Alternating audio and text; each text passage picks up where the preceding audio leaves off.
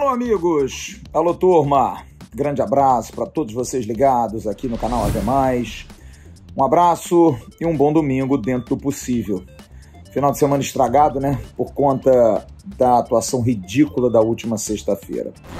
Mas do jogo a gente já falou muito no nosso pós-jogo, ontem no Arquibancada, enfim. Muito já se comentou a respeito da partida, no Boletim AV com Emerson Rocha, a palavra do técnico Lisca. Eu queria conversar com vocês sobre diagnóstico. Queria tentar levar a vocês uma reflexão e quero até o seu comentário, pode deixar aqui embaixo, sobre o que pode estar acontecendo com o nosso clube. Eu estou aqui junto com o Bismarck comandando todo o canal, não só o Atenção Vascaínos, como também o AV+, aonde estou falando agora, há 2 anos e indo para 5 meses, agora no dia 28 desse mês fazemos 2 anos e 5 meses. São exatamente 27 meses, na verdade 29 meses, quase 30 meses de canal. E a gente costuma brincar e dizer que a gente não teve um mês de tranquilidade, mas é o nosso balizamento. Porque a gente já viu vários treinadores. A gente começou com o Alberto Valentim, veio o Vanderlei Luxemburgo, depois veio o Abel, depois veio o Ramon, depois veio o Ricardo Sapinto, nesse meio o Alexandre Gracelli, mas não vou nem contar. Depois Vanderlei Luxemburgo de novo, Marcelo Cabo e agora o técnico Lisca. São 7 a 8 treinadores mudados em pouco mais de 2 anos. Dirigentes, Alexandre Campelo, José Luiz Moreira, agora Jorge Salgado, Alexandre Pássaro, Adriano Mendes, Carlos Leão, enfim, os dirigentes também mudaram e mudaram muito. Saem uns, entram outros, enfim. Jogadores, nós tivemos ano passado alguns jogadores que depois da debacle de 2019, principalmente no campeonato estadual e também na questão envolvendo o Campeonato Brasileiro, nós fizemos contratações no meio do ano ali na Copa América, Valdívia, Richa, enfim, foram contratados alguns jogadores, tivemos aí o acréscimo do Rossi, e as coisas até deram uma melhorada, mas aí veio o final de 2019, muitos desses jogadores saíram, não ficaram, foi feita uma limpa no elenco, permaneceram alguns para 2020, e aí veio o 2020 e vieram contratações, Gustavo Torres, Léo Gil e muitos outros menos votados, Neto Borges, Carlinhos, esses jogadores todos contratados. Não se pode dizer que não se contratou. Se dizer que é reforço é uma outra coisa, mas contratação... E por que eu estou dizendo isso? Porque é uma prova de que também ninguém ficou parado. Porque no futebol, quando as coisas não andam, se reclama. Ah, troca o treinador. Se trocou 7, 8 vezes. Ah, os dirigentes são ruins. Entrou uma nova gestão. Os jogadores não estão bem. Vários foram mandados embora. Alguns foram contratados. Muitos até foram contratados. Mas me assusta muito essa questão interna. Esse pensamento, essa ideia de não a cobrança, não a busca de resultados com uma cobrança. Antes se tinha a prerrogativa de que como é que vai cobrar se não paga. Esse ano, bem ou mal, o salário está pago, está em dia, o que dá uma liberdade para quem comanda de poder cobrar. E a atitude ela permanece a mesma. E é algo que eu estou muito intrigado e eu quero levar essa discussão a vocês porque eu quero entender. Eu não vou fazer um comentário aqui afirmando que isso está acontecendo. Eu queria dividir isso com vocês. Quero ler muito o que vocês vão falar, porque eu não estou me sentindo capaz de entender o que pode estar acontecendo. Se a gente muda tudo, o que é lógico, quando as coisas não vão bem, peças, esquemas, já jogamos no 4-1-4-1, no 4-4-2, no 4-3-3, time de totó, time de botão, 3-3-3-1 com o Lisca, 3-5-2 com o Ricardo Sapinto, tudo já foi tentado. Mas o mais duro não se muda, a atitude. As pessoas chegam no Vasco, vêm com um discurso no início, com aquela expectativa, e vai passando e para. Nada anda, nada permanece, nada se prossegue, nada tem uma continuidade. Tudo isso é muito louco, gente. Porque o Vasco é um clube que vive na inércia. Eu tenho uma ideia do que possa ser. Acho que falta comando, acho que falta cobrança, comando em campo, comando fora de campo, comando acima de quem está comandando fora de campo.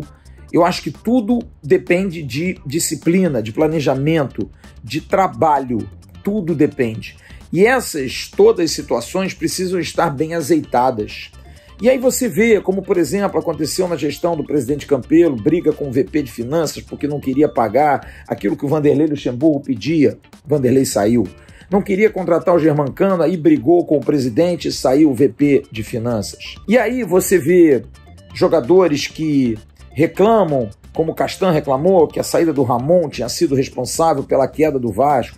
E aí o ex-técnico Ricardo Sapinto diz que o Castan não era um bom capitão. Enfim, então a gente tem vários problemas internos, várias rusgas que você poderia justificar, mas nada para mim justifica ao amor próprio, ao fato de você estar empregado, de você jogar num grande clube, de você jogar num clube com grande torcida, isso ser fator de motivação. Ó, o presidente não se dá com o vice, o técnico é uma mala, o capitão fala muito, não interessa, eu vou fazer o meu, eu vou jogar o meu futebol, vou fazer o que eu sei fazer, vou fazer a minha carreira, eu tô no Vasco, eu vou ser levado nas costas por essa torcida.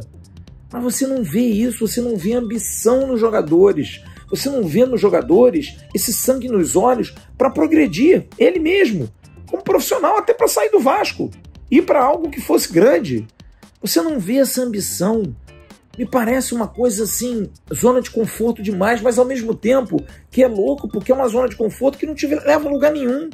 Para quê? Para você não ganhar de ninguém? Para você cair para a segunda divisão? Que zona de conforto é essa que você vê dentro de um barco, o barco afundando, você é o cozinheiro e o teu comandante está bebendo caipirinha e o barco está indo para afundar? Como é que faz? Eu, se sou o cozinheiro, eu dou uma porrada no comandante e pego o leme, porque eu vou morrer igual a ele. Então, você ser zona de conforto, talvez porque você ganha um salário melhorzinho, mas não estava atrasado, ou porque você saiba que no futuro você vai sair dali, você vai para outro clube, tá tudo bem. Mas e a tua vontade de ser profissional e de crescer? Você se submete como o Neto Borges? Ah, saiu lá do Genk, onde ele não joga, veio pro Vasco. Ah, caiu, beleza, agora foi pro Tondela de Portugal. Será que esses jogadores, então, é por questão de mentalidade? Porque eu lembro de 2011, a gente comentou isso na live da sexta-feira, 2011, que foi um ano emblemático, o Vasco montou um time competitivo, muito, na live eu levantei isso para Vaguinho, para Jean, para Bismarck, para Emerson, para o Tiru, e todos chegaram a uma mesma conclusão. Os jogadores que chegaram com uma mentalidade vencedora. O Vaguinho lembrou o discurso do Alexandro, que disse, não, eu vim aqui para ser campeão. E a gente vê muito pouco isso realmente dos jogadores que chegam, porque se você for pegar perfil, Hernando não ganhou nada. Zeca, tudo bem, foi campeão olímpico com a seleção brasileira, mas nunca foi um jogador protagonistaço. Marquinhos Gabriel é um andarilho do futebol, gira para tudo quanto é grande clube, tem bom empresário, tá sempre girando. Você tem o Sarrafiore, que não deu certo no Inter, não deu certo no Curitiba, tá aí no Vasco. O Rômulo e o Michel, jogadores que estavam parados há meses, há quase anos, e voltam num contrato de produtividade, beleza. Não dá prejuízo para o Vasco, mas não reforça o time também. Então, são jogadores que não têm essa mentalidade, que não chegam com sangue nos olhos. O único Vanderlei, que mostra indignação, porque é um jogador super campeão, que não está querendo ficar num grupo perdedor. E aí você vê, o pessoal que vem da base acaba se contaminando com isso, porque é protegido, porque é passado pano em cima deles, todo mundo passa a mão na cabeça, fazendo besteira ou não besteira, tá tudo bem. Talvez um ou outro não seja tão prestigiado como o Matias Galassa, que de repente perdeu o local completamente. O que é? É porque ele não fala a língua e aí ele não pode se impor? Por que o Andrei não joga nada há anos e continua no Vasco? O MT não tá jogando nada, mas joga? E por que o Galassa, que também foi comprado, mas que pelo menos corre, não joga? Perguntas e mais perguntas. Por que o Figueiredo é a primeira opção, um jogador que não tem um gol na temporada, e o Peck, que não é nenhum craque, mas é um jogador que faz gol, passou a ser a terceira opção, atrás do Figueiredo, atrás do Morato? Enfim, são perguntas, são questionamentos que a gente faz para entender o porquê daquilo que eu, sinceramente, me incomoda mais, a questão da atitude. Porque perder do esporte, jogar mal acontece. Você não gostar do seu treinador, o dirigente mandar o treinador embora, você contratar novos jogadores, eu acho perfeito. Mas eu acho que falta mentalidade vencedora. Eu chego a essa conclusão que, volto a dizer, não sei se é a melhor conclusão. É uma conclusão que eu tenho, mas eu não sei se é acertada, pode ser uma delas. De que quem chega de fora contamina quem está lá dentro, porque não vê no clube essa mentalidade, não vê essa cobrança. É muita gente passando a mão na cabeça, é muito amigo, é muita troca de favor, é muito não vamos melindrar os meninos que vêm da base.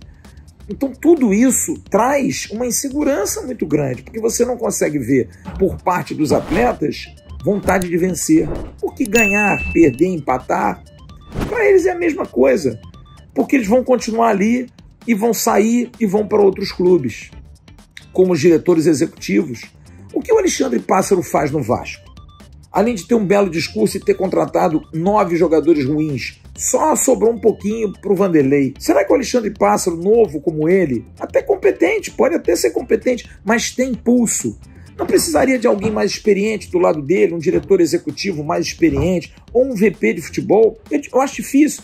O Vasco não renovou os seus quadros, então o Vasco não tem essa questão envolvendo dirigentes amadores que conheçam do futebol.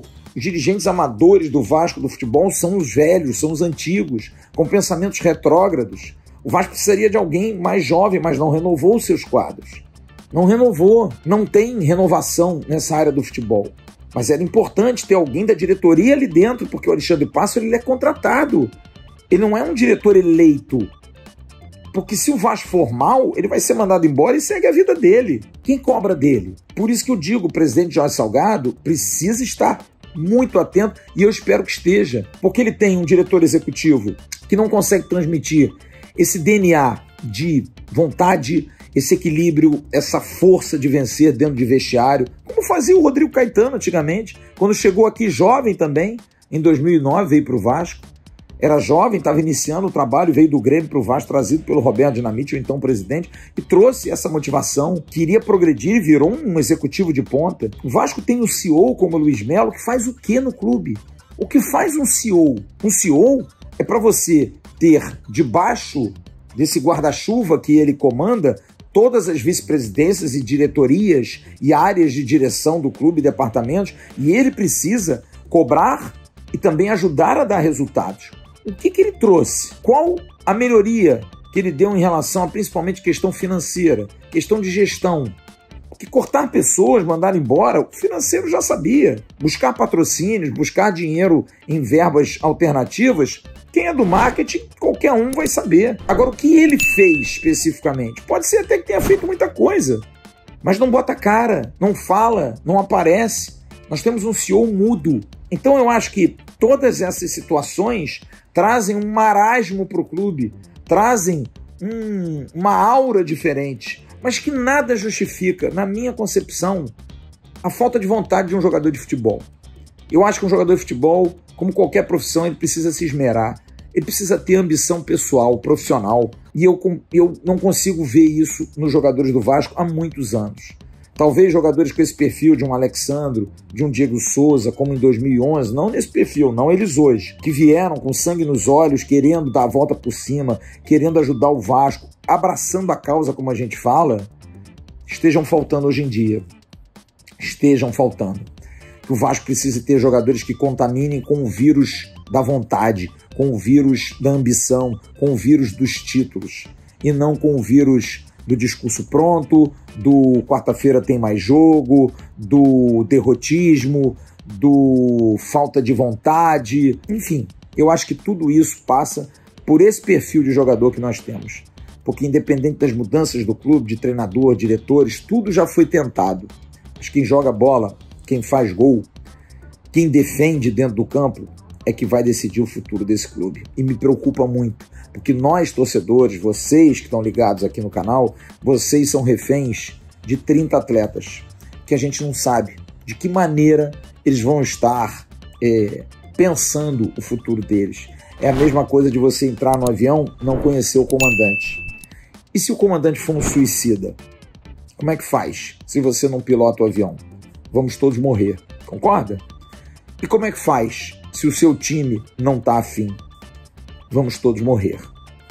É isso, eu queria a sua opinião. O que pode estar acontecendo nesses anos todos para que os jogadores não se empreguem. Esquece política, esquece administração, tá? Pensa no porquê dos jogadores não terem essa vontade, essa ambição, essa intensidade de jogo, essa força, essa raça que é inerente ao que o clube passa. Porque eu já vi times que ganharam campeonatos com 7, 8 meses de atraso, jogadores que não receberam salário e que ganhavam e que corriam. Por que falta isso ao Vasco? Grande abraço para vocês, fiquem com Deus, um bom domingo. Tchau, turma.